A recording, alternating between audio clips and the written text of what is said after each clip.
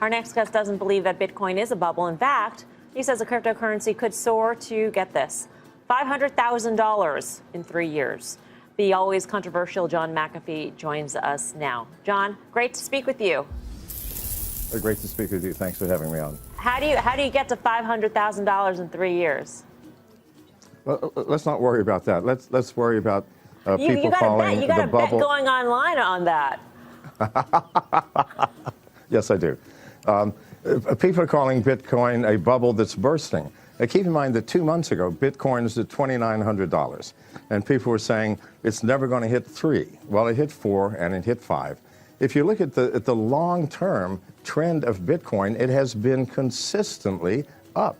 I mean, who cares that it dropped $1,000 from $5,000 after it went from the $2,900 to $5,000 in 2 months?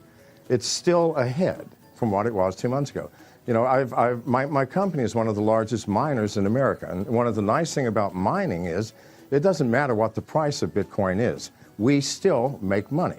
As the price goes down, there are fewer competitors for mining, and the difficulty rate decreases, and we simply mine more coins.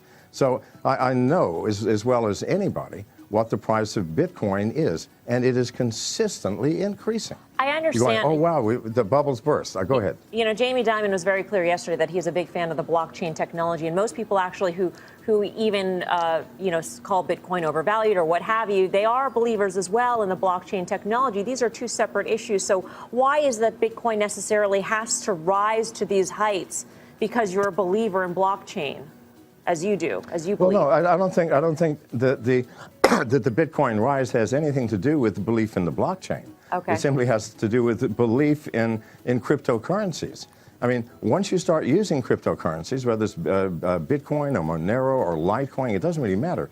You see the facility. You see the ease of use. You see that without a central bank control, the value of that currency depends upon the users of that currency. And why is Bitcoin growing so fast? Because it's getting more users. More people are believing. If I do a transaction with a credit card, I have to put in my name, my address, my credit card number, the code on the back, my billing address. Well, that takes 5 or 10 minutes, especially for someone my age. But with Bitcoin, it's 15 seconds. Give me your wallet address, here's the amount, done. Once you see the facility of cryptocurrencies, once you see how fast they are transacted, then suddenly fiat currencies, credit cards, central banks make no sense whatsoever. Maybe it's too easy, though, John. I mean, how do you... I'm sure the government would like to track where this Bitcoin is going, and they would love to tax people on this. And so if you use Bitcoin, you may not have that sort of paper trail, so to speak, as to where people are making revenues or earning money. So are you concerned that government intervention in some way could actually slow this down? Well, it can't slow it down, but there will be government intervention. Why? Because as people start using more and more cryptocurrencies, things like Monero, which cannot be tracked at all, when they start using these things, suddenly governments are going to start losing income tax revenues. And they're going to panic, and they're going to say, this is against the law. But how do you stop something that cannot be stopped? I mean, this is not something unique to America where you can just shut it down. I mean, I can use the Tor browser or the Onion browser and access Bitcoin wallets all over the world, and no one will ever know. The government does not have enough enforcement personnel to ever stop Bitcoin, Monero, Litecoin, and all of the others. So they're going to have to face reality, find some other way to raise revenues. This is a fact. So, John, I got to ask you, because most people know you as a cybersecurity pioneer. They know the firm that is named after you. In between that time and now, you had a very interesting life. And actually, some reports say that, it's the insane life of John McAfee, that you once lived in Belize, which is true, allegedly got caught up with drugs and other illegal activities. Bitcoin has a bad rap of being used in the underground. That's why people want to use it, because they want to conceal nefarious activity. Do you see that potential? Are you concerned about that as attracting government regulation? No, not at all. I mean, I'm still a security specialist, and I keep track of the dark web. Bitcoin is very seldom used anymore on the dark web. It has been replaced by Monero as the currency of choice, because Monero is absolutely anonymous, cannot be tracked, either the sender or receiver of any transaction. They're literally invisible.